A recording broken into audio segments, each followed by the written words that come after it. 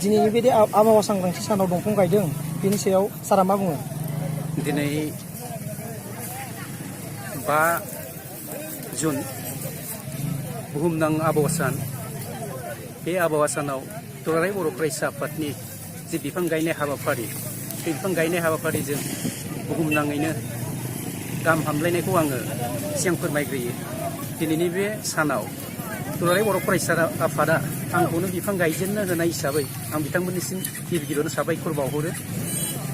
जुदि दिनैनि बिफां गायनायनि सानाव बयबो सुबुं माहारियानो गावनि जिउखौ इसोरनि दान होननानै सानोब्ला आं नैबेखौनो बुंगोन, जुदि मानसिनि जिउआ इसोरजों दान होजानायबा बे इसोर होजानाय जिउखौ अराय सोमखोर हिसाबै खालामनायाव दिनैनि बे आबहावा सान बुहुमनांनि बे आबहावा सान गायनायाव बिफां गायनायाव बुहुमनि जि मानसि माहारि जिब जिबि बिनिनो गाहामखौ आं हामलायगोन आरो बे हामलायनायजों बुहुमनाङैनो आबहावाया गाहाम गाहामै थांथों बेखौ आङो हास्थायो।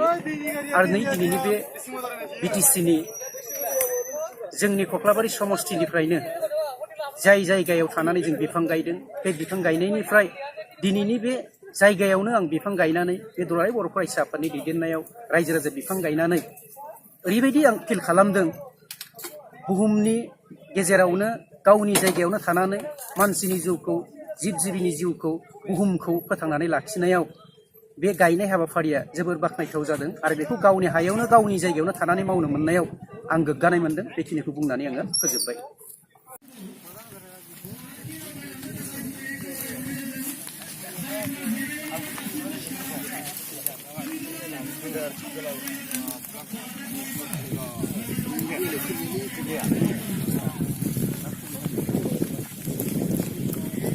এই পটেনচিয়েলিটিটো আমি ইউজ কৰিব পৰা নাই, সেইকাৰণে মানুহে আমাক হাঁহে।